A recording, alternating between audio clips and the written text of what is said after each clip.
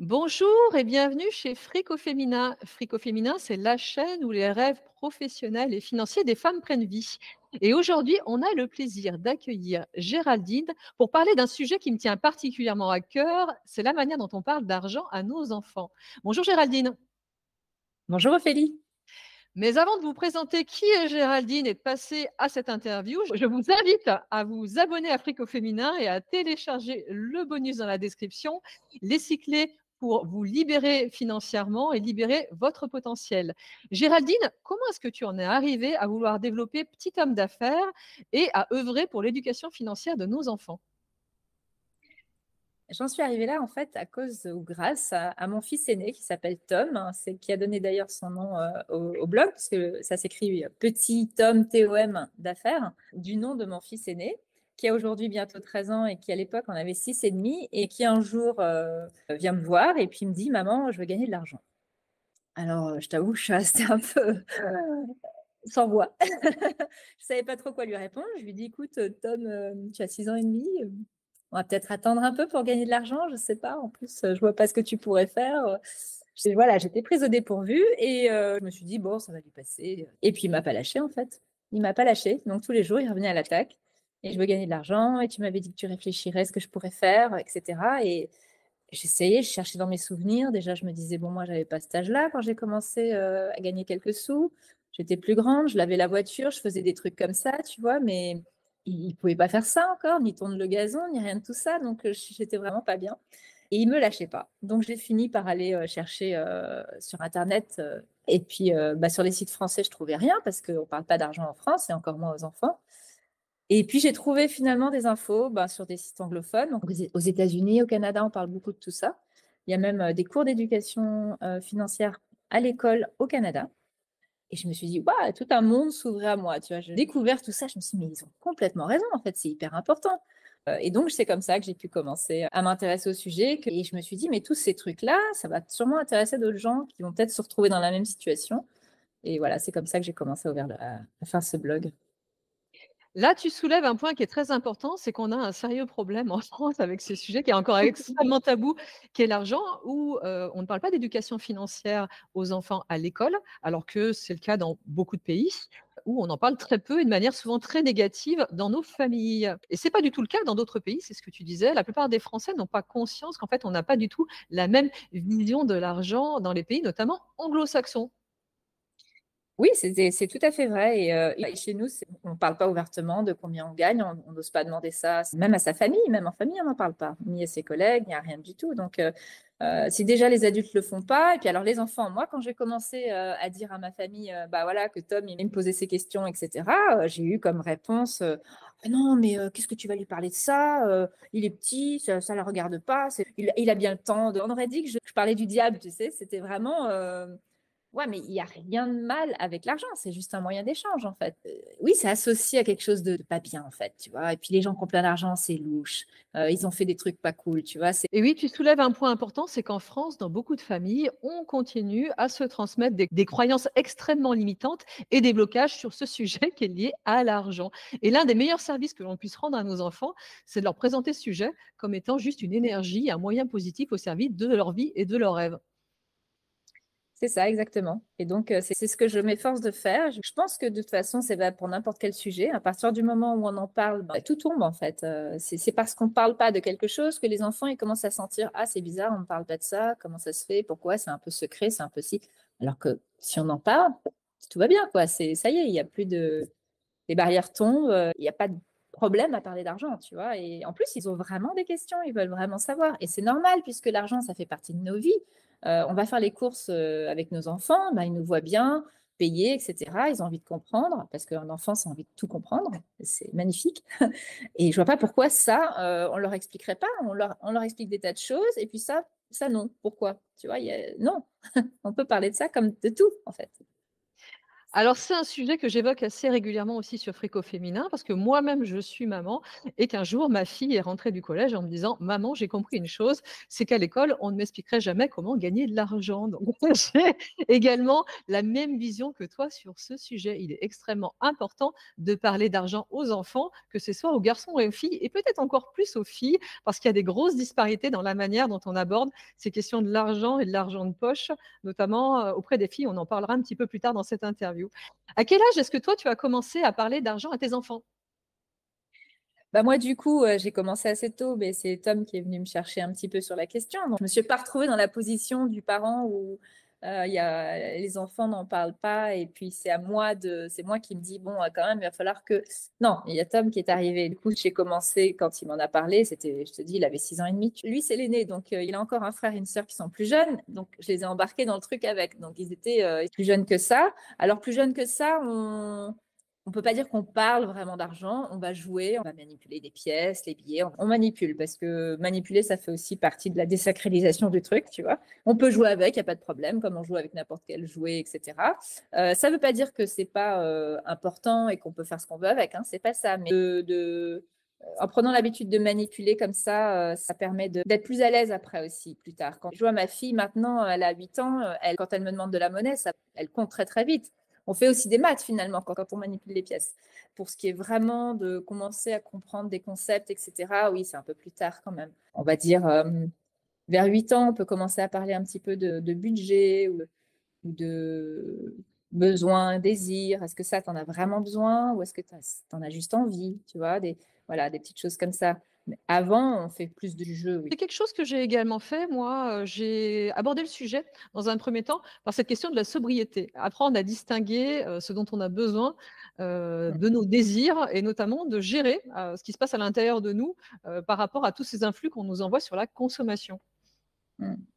Ah oui, oui, complètement. D'ailleurs, quand on fait les courses, c'est quelque chose de très intéressant. On peut se servir de tas de choses de la vie pratique pour faire des petites leçons sur l'argent à tout moment. Quand on fait ses courses, simplement, je leur disais, tiens, il nous faut, je ne sais pas moi, des carottes. Va regarder lesquelles sont les moins chères. Donc déjà, hop, on apprend à quoi? On apprend à regarder le prix au kilo, tu vois, avec des choses comme ça. Et tout ça, c'est des leçons sur l'argent, en fait. Il y en a partout, puisque comme on a besoin d'argent pour tout, c'est facile, en fait. Et puis après, plus tard, maintenant, Tom, je l'envoie faire des courses. Je lui donne 10 euros. Et je lui dis, il faut que tu me prennes ça, ça et ça, tu as 10 euros. Tu te débrouilles. Tu fais tes petits calculs et tu fais en sorte que j'ai ce qu'il me faut avec cet argent-là. Donc là, comme ça, il apprend aussi un budget, je m'y tiens, et puis il faut que je trouve le moyen de ramener ce dont on a besoin. Faire un budget, s'y tenir et également, la manière dont on réutilise et on ne surconsomme pas. Alors moi, je le vois aussi, c'est, revendre ses objets, revendre ses jouets, Mhm. et avoir, cette conscience, en fait, notre sobriété dans la consommation, j'appellerais ça comme ça. Est-ce que c'est quelque chose que tu fais également? Complètement, ouais, ouais, exactement. C'est quelque chose que je fais beaucoup. Tu as raison, on est surchargé d'objets en tout genre. Les enfants, ils en veulent toujours plus, plus, plus. La famille, les amis, ils achètent plein de trucs. Bon, chaque année, moi, j'essaie de mettre la haule là, tu vois, dire stop, stop, arrêtez. On ne sait plus quoi faire avec tout ça. Et effectivement, c'est quelque chose qu'on a commencé à faire très tôt. Comme ça, où on fait un grand tri. Il y a le carton, ça je donne parce que je ne pourrais pas le vendre. C'est pas dans un état assez bon pour le vendre, mais j'en ai plus besoin. Je donne, ça je peux vendre, ça je garde. J'essaie de faire ça une fois tous les 2 mois pour faire un peu de tri. Et effectivement, bah, ça va sur eBay, ça va sur le Bon Coin et ça leur fait des petits sous qui rentrent. Ils sont très contents. Et il y a une chose pour laquelle les enfants sont pas particulièrement bons, c'est qu'ils sont extrêmement généreux et qu'ils aiment beaucoup donner. Alors moi, je prends toujours plaisir à avoir cette réflexion avec sur qu'est-ce qu'on donne et qu'est-ce qu'on revalorise économiquement. C'est vrai qu'ils sont très généreux. Et d'ailleurs, j'ai pensé à ça quand j'ai créé mon système d'argent de poche, parce que j'ai créé un système d'argent de poche un peu particulier pour les enfants, justement avec cette notion de pédagogie derrière. Et ils ont en fait 5 tirelires chacun, et il y a une tirelire qui s'appelle Don, et qui est faite pour justement redistribuer. Alors redistribuer, ça peut être effectivement à quelqu'un qui joue de la guitare dans la rue, ça peut être une association, mais ça peut être aussi faire un cadeau à un proche. Et j'essaye de leur dire aussi que on n'est pas forcément toujours obligé d'utiliser de l'argent pour donner. Voilà. On peut aussi faire des dons autrement. On peut utiliser son argent, pas forcément pour acheter un objet qui existe déjà, mais peut-être fabriquer soi-même quelque chose. Donc, il y a toutes ces notions qui s'entremêlent, en fait, hein. Et tu as complètement raison, ils sont très généreux et il faut les encourager dans cette voie-là. Alors ça, c'est une vraie réflexion, nous, qu'on a à la maison, de se dire aussi, qu'est-ce qu'on donne, comment est-ce qu'on contribue, ainsi de suite. Et je sais que ma fille est très sensible à ça et c'est pour moi important de, lui transmettre ces notions-là, en même temps que des notions d'efficacité économique et de gestion budgétaire. En fait, tout ceci n'est pas du tout antinomique. J'aime bien dire que nous sommes les 2 faces d'une même pièce et que, il faut apprendre à donner et recevoir. Oui, oui, absolument, je suis complètement d'accord. D'ailleurs, c'est un sujet intéressant, ça, donner et recevoir, parce que je trouve que d'une façon générale, c'est plutôt les filles qui ont tendance à donner et qui ont plus de difficultés à recevoir. Donc, moi, j'aurais envie de dire, les filles, il faut plus leur apprendre à recevoir et les garçons plus à donner. S'il fallait absolument, tu vois, mettre dans des cases, bien que ce soit pas tout blanc, tout noir. Mais c'est vrai que c'est très important. Oui, oui. Et comme tu dis, il y a plein de notions qui s'entremêlent avec l'argent. Et toi, par exemple, moi, je les encourage aussi et je veux qu'ils intègrent que l'argent, c'est aussi important pour investir sur soi-même, sur ses apprentissages, que l'apprentissage, c'est pas juste à l'école et après c'est fini, que c'est toute la vie. Et que j'estime qu'il faut une partie de son budget allouée à ça. C'est très, très important, tu vois. Et ça aussi, c'est une des 5 tirelires. Bon, je te parlerai un peu plus tard si tu veux. Alors ça, c'est un point extrêmement important. Moi aussi, j'ai un grand schéma à la maison que j'utilise pour, expliquer l'argent à ma fille et à d'autres enfants et en haut de ce schéma, au sommet de la pyramide, il y a investir sur soi parce que c'est ce qui rapporte le plus à long terme C'est et ça. c'est toutes ces compétences et toutes ces connaissances qui vont vraiment avoir un effet multiplicateur et cumulé sur notre vie absolument exponentiel et ça, elle l'a compris, dernièrement et justement, depuis, quelque part, ça a modifié son rapport à la consommation et j'ai vu qu'elle était moins dans la consommation d'objets, mais plus d'expériences et de choses à réaliser. Comment est-ce qu'on peut commencer à parler d'argent aux enfants? Quelle pourrait être la bonne démarche pour se lancer sur ce sujet-là? Je trouve que la meilleure façon de faire, c'est d'utiliser un système que j'ai mis en place. Moi, je trouve qu'il marche très, très bien. J'ai maintenant pas mal de recul. J'ai 6 ans de recul sur le système d'argent de poche que j'ai installé avec les enfants. Et en plus, j'en ai 3 d'âges différents, donc je peux bien voir un petit peu comment ça fonctionne. Et ça m'a permis de réajuster un petit peu toutes les règles qui vont autour de tout ça, parce que je leur ai dit, voilà, l'argent de poche, c'est pas un dû. Hein. Moi, si je vous en donne, c'est parce qu'il y a derrière, je veux que vous appreniez certaines choses. Que vous fassiez vos propres expériences, parce que ça, je pense que c'est extrêmement important. De toute façon, il n'y a que comme ça qu'on apprend, il n'y a qu'avec l'expérience personnelle. Donc, si on ne commence pas à un moment donné à faire soi-même, la théorie, c'est bien joli, mais on n'apprend pas pareil, quoi. Et beaucoup moins bien et beaucoup moins vite. Et honnêtement, je préfère qu'ils fassent des erreurs avec quelques euros plutôt que plus tard, quand ils seront majeurs, et puis que ils vont vouloir, j'en sais rien, moi, une voiture de course et puis qu'ils n'ont pas les moyens. Et là, on se retrouve avec des milliers d'euros en jeu. C'est beaucoup plus embêtant. Tu vois. Faisons-nous la main sur des petites sommes, quoi. Et ça, c'est très important. Ce que tu viens de dire, c'est de les autoriser à faire des erreurs. Moi, j'ai aussi observé que ce qui était le plus puissant dans l'éducation financière de ma fille, c'est le fait d'avoir réalisé des erreurs, que ça n'ait pas été un drame et qu'on ait pu en parler, puisque c'est ça qui lui a transmis les messages les plus puissants sur cette question-là. Exactement, c'est ça. Je suis bien d'accord. Et d'ailleurs, ça fait partie des choses que j'explique aussi quand je parle de mon système d'argent de poche. C'est-à-dire qu'il y a le système en soi qui consiste en 5 tirelires différentes avec une répartition. Donc, pour la quantité d'argent de poche, en gros, c'est 1 euro d'argent de poche par année d'âge par semaine. Donc, un enfant de 8 ans, il va recevoir 8 euros par semaine. Quand ils sont jeunes, effectivement, par semaine, c'est bien parce qu'ils ont une notion du temps qui est quand même pas terrible, terrible. Et une semaine, ça leur paraît déjà très long. Après, vers 12-13 ans, on peut passer au mois, tu vois. Mais au départ, c'est pas mal d'être par semaine si on peut. Et ensuite, cet argent, par contre, c'est pas 8 euros qu'on va dépenser comme on veut pour des bonbons. C'est divisé en 5 parties qui sont pas 5 parties égales. Il y a 30% qui vont dans une tirelire que j'ai appelée richesse, qui est une tirelire pour l'investissement à long terme. Donc ça, on n'y touche pas, ce sera pour plus tard pour investir. Et la notion d'investissement, même si elle n'est pas claire au départ, c'est pas grave. Je leur dis, je vous expliquerai quand le moment sera venu. Ensuite, il y a 20% qui vont dans la fameuse tirelire apprentissage, où là, c'est tout ce qui peut servir à apprendre des choses. Alors, quand ils sont petits, ils vont peut-être s'acheter un livre, ou ils vont après peut-être s'offrir une entrée au musée, ils vont aller voir un documentaire au cinéma. Ça peut être n'importe quoi du moment qu'ils ont appris quelque chose sur eux-mêmes. Et on peut imaginer qu'après, quand ils sont plus grands, ils peuvent s'acheter une formation, qu'elle soit en ligne ou en présentiel. Peu importe, tu vois, c'est de l'investissement sur soi-même. Ensuite, il y a 20% dans une caisse loisir quand même pour faire ce qu'on veut. Et puis, il y a encore 20% dans une caisse que j'ai appelée objectif. Et ça, là, en fait, le but, c'est de comprendre que parfois, on veut s'offrir quelque chose. Et ça peut prendre du temps avant d'avoir l'argent nécessaire. Ça peut être un voyage, un objet, peu importe. Et il y a la notion de gratification différée, tu vois. Apprendre à patienter. On est quand même dans l'ère où du tout de suite. Et les enfants, ils ont l'impression qu'ils sont c'est encore plus présent chez eux que dans ma propre enfance, tu vois. Je veux un truc et je peux l'avoir tout de suite. Il y a Internet aussi qui permet ça. Et apprendre que parfois il faut patienter, que souvent même il faut patienter dans la vie. Je pense que c'est un apprentissage important. Et se fixer un objectif et s'y tenir aussi. Et après, il y a les 10% qui vont dans la caisse des dons, dont on a déjà parlé. C'est extrêmement intéressant ce que tu dis parce qu'en fait, en ayant cette démarche, tu les amènes à se projeter sur leurs rêves, ce qu'ils ont envie de réaliser et la vie qu'ils auraient envie d'avoir. Et c'est ce que la plupart des personnes n'arrivent pas à faire et c'est pour ça qu'elles n'arrivent pas à devenir libres financièrement quelque part. Oui, oui, il y a cette notion-là aussi, c'est tout à fait vrai. Oui, oui, je pense que c'est très important d'avoir cette vision un petit peu plus à long terme. Alors bien sûr, il faut adapter tout ça. Un adulte, il peut avoir une vision à long terme sur un enfant. Si c'est déjà une semaine ou 2 semaines, ça peut déjà être énorme. Mon mot d'ordre, c'est vraiment ça, c'est progressivement. Tu vois, de ne pas vouloir non plus de brûler des étapes, pas aller trop vite. Et après, ça dépend plein de choses. Ça dépend des enfants, en fait. Il y a des enfants qui sont plus mûrs pour comprendre certaines notions plus tôt. D'autres, ça sera un peu plus tard. Aucun problème, en fait. Il faut vraiment suivre, écouter. Ils ont toujours des questions.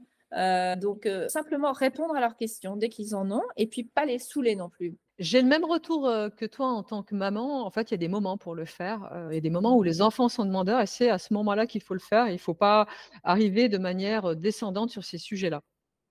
Ah ouais, complètement, complètement. Après, de toute façon, à partir du moment où on fait la distribution de l'argent de poche, ça dure quand même un petit peu. Tu vois, il y a 5 tirelires, on fait de la monnaie. Alors au départ, évidemment, on va aller chercher des rouleaux pour avoir un peu d'argent. Et puis très rapidement, on a un roulement parce que eux, ils veulent des billets en échange.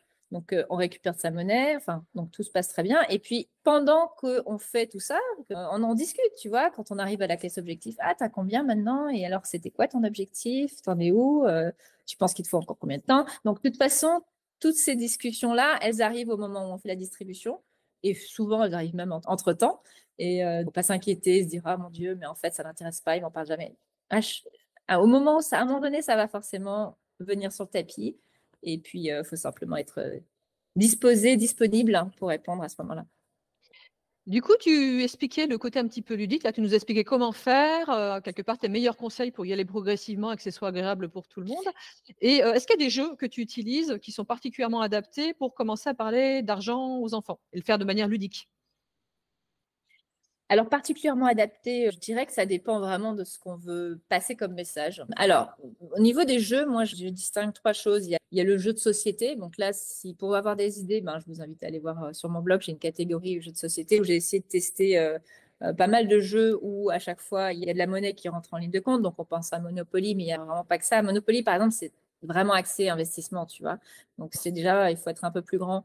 La bonne paye, on peut commencer un petit peu avant.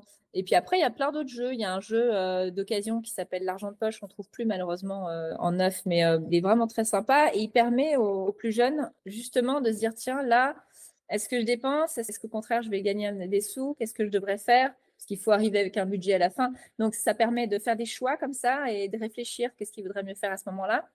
Et puis bon, d'une façon générale, dès qu'il y a de la monnaie qui rentre en ligne de compte, on est dans le vif du sujet. Simplement, voilà, il y en a qui sont plus accessibles quand on est plus jeune, il y en a qui faut être un petit peu plus grand. Mais pour moi, il n'y a pas que les jeux de société. Les jeux qu'on peut faire soi-même quand on joue à la marchande, par exemple. Typiquement, avec un petit, c'est très facile, hein, on met une table entre les deux, on choisit une série d'objets et ils y jouent naturellement. D'ailleurs, les enfants, ils adorent faire ça. Et puis, on se dit, tiens, je vais t'acheter ça, mais moi, je veux avoir ça. Et donc, ça c'est un jeu extraordinaire, le jeu de la marchande. Et on peut commencer très tôt à jouer à ce jeu-là. Et ça ne nécessite pas un jeu de société particulier. Et puis après, il y a tout ce que j'appelle les jeux sur le terrain. C'est-à-dire quand tu te retrouves dehors, tu fais des courses. C'est une forme de jeu, tu vois, quand je donne des sous et je dis, allez, voyons ce que tu peux avoir avec ça. Est-ce que tu peux me ramener? Je pense que de toute façon, dès qu'on présente les choses sous forme de jeu, les enfants, ils adorent. C'est un élément qui est important aussi, c'est d'associer des émotions positives à ces sujets liés à l'argent. C'est une des choses qui va être les plus aidantes pour nos enfants dans leur avenir.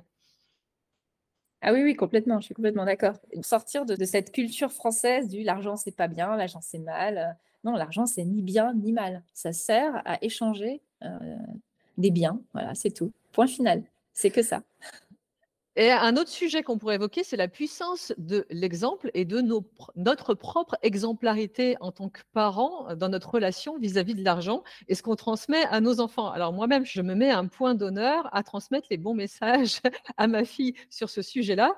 C'est également ton cas, ta situation. En quoi ça a changé la vision de tes enfants Je me suis souvent demandé si c'était pas pour ça que Tom avait commencé à s'interroger au sujet, même si je lui en parlais pas directement, mais finalement le simple fait moi de m'y intéresser, je pense qu'il a dû percevoir effectivement ce qui se passait par rapport à ça et que ça a commencé à l'intéresser aussi en rapport justement à ce que moi j'étais en train de vivre. Donc oui, c'est tout à fait vrai. Et d'ailleurs, ça fait partie des choses que je recommande fortement pour les personnes qui veulent instaurer ce système et qui donc se disent je vais faire de la pédagogie financière avec mon enfant. Il y a dans les 5 conseils que je donne cette notion d'exemplarité, bien sûr. Si soi-même, quand on va faire des courses, on n'a pas de liste, ou alors on s'y tient pas, ou on achète un petit peu comme on a envie, mais qu'est-ce qu'on donne comme exemple aux enfants? Bah, qu'en fait, peu importe, on peut dépenser à tort et à travers. Ben, si c'est pas ça qu'on veut leur apprendre, il y a intérêt à pas le faire soi-même. Ça paraît évident, mais ça fait du bien de leur dire, en fait, parce que des fois, on pourrait avoir tendance à oublier. Donc oui, les enfants modélisent énormément. Donc, ce qu'ils voient, on leur transmet beaucoup de choses sans parler, juste en étant qui on est, à part nos actions. Et donc oui, ça, c'est une des choses très importantes. Ensuite, moi, je préconise de jamais prêter d'argent. Et ça, c'est vraiment parce que, en tout cas, on peut peut-être y arriver quand ils sont un peu plus grands, mais pour l'instant, moi, tu vois, mon plus grand, il va avoir 13 ans, je ne fais toujours pas. Je prête toujours rien parce que je ne veux pas qu'on rentre dans l'idée de « Ah ben, c'est pas grave, même si je ne l'ai pas, je peux l'emprunter à quelqu'un. » Ça, c'est pour moi, c'est la voie royale vers plus tard, je vais prendre un crédit conso si j'ai plus assez et que j'ai envie de m'acheter un truc dont j'ai pas forcément besoin au passage. Donc, je suis assez stricte avec ça pour l'instant. Et je pense que ça s'adapte aussi aux enfants. Il y en a qui sont plus réglo, qui vont te rembourser très vite. OK, dans ce cas, peut-être que eux, on peut. Mais voilà, tu vois, de toute façon, il faut toujours faire un peu des ajustements. Mais en gros, je préconise plutôt de jamais prêter. Je sais que j'ai eu pas mal de personnes qui m'ont écrit en me disant oui, mais moi, j'arrive pas forcément à trouver les mots et à savoir par quoi commencer. Donc là, j'ai des articles qui permettent d'expliquer certains concepts qui pourraient vous paraître un petit peu compliqués de façon simple, hein, pour que les enfants, ce soit facile pour eux à comprendre. On parlait aussi de laisser faire des erreurs, pareil, truc très important. Très, très important. Et c'est vrai que c'est pas évident au départ. On se dit, mais non, mais tu vas acheter ça. Mais on sait, nous, on a l'expérience. Donc, on sait que ce truc-là, cette voiture en plastique, elle va se casser en 2 jours. Et voilà, il faut vraiment garder ça dans la tête. Et il n'y a que en essayant et en se cassant la tête soi-même qu'on progresse, qu'on apprend. Et encore une fois, il vaut mieux le faire avec des petites sommes. Et puis finalement, fidèle à ses engagements, la distribution de l'argent de poche, je préconise aussi de le faire vraiment avec un jour régulier. On choisit le jour qui nous correspond le mieux. Ça peut être un jour fixe, par exemple tous les 15 du mois. Ça peut être le premier samedi du mois, peu importe, comme ça vous arrange. Mais d'être vraiment réglo par rapport à ça. Tu vois. Et c'est ce qu'ils auront plus tard. De toute façon, s'ils sont salariés, ils auront un salaire qui tombera aussi de façon équivalente. On ne le fait pas avant, on ne le fait pas après. On est réglo. On se tient à ce qu'on a dit et puis on est l'exemple qu'on voudrait qu'ils suivent. Quelque chose qui est important aussi, c'est d'avoir un traitement qui est le même entre tous ces enfants, il vaut mieux le dire aussi et notamment, alors je soulève une question qui est la question des genres et du rapport à l'argent. Il y a beaucoup d'études qui sont sorties ces derniers temps sur la manière dont on traite de manière différenciée les garçons et les filles sur ce sujet-là. Et ce qui ressort de toutes les études, c'est qu'en fait, les garçons reçoivent plus d'argent de poche que les filles, puisqu'on donne de l'argent aux garçons et on fait des cadeaux aux filles. Et ça n'est pas du tout un bon état d'esprit vis-à-vis de l'argent, parce que finalement, un des meilleurs services qu'on puisse rendre aux filles, c'est de leur apprendre à gérer l'argent et à le multiplier le plus tôt possible. Et c'est comme ça que les inégalités salariales et professionnelles vont se gommer dans le temps. Ah oui, complètement. Oui, j'ai effectivement lu ça moi aussi. Et c'est sûr qu'avec un système d'argent de poche comme celui que je préconise, il n'y a plus de problème. Parce que là, comme c'est 1 € par année d'âge, c'est en fonction de l'âge. Ce qui a du sens aussi, hein, parce que plus on est grand, plus on est censé utiliser à bon escient et mieux gérer, etc. Donc au moins, de ce côté-là, il n'y a pas de problème d'inégalité garçon-fille, puisque ce n'est pas une histoire de genre, c'est une histoire d'âge et c'est tout. Donc déjà, ça gomme cet aspect-là. Après, moi, je sais que par exemple, je fais plus de cadeaux à part pour l'anniversaire et pour Noël. Bon, mais le reste du temps, tu veux quelque chose, tu te l'achètes. Quand on se retrouve ensemble pour faire des courses et que les enfants, malgré tout, hein, maman, tu m'achètes ça, je dis, ben, Tu as combien d'argent dans ta caisse loisir, tu vois? Parce que c'est ça, en fait, tu reçois de l'argent pour t'acheter des choses toi-même et maman, elle n'est pas là pour faire des cadeaux. Donc, moi, il n'y a que ces 2 parties-là de l'année où je vais faire un cadeau et le reste du temps, c'est eux.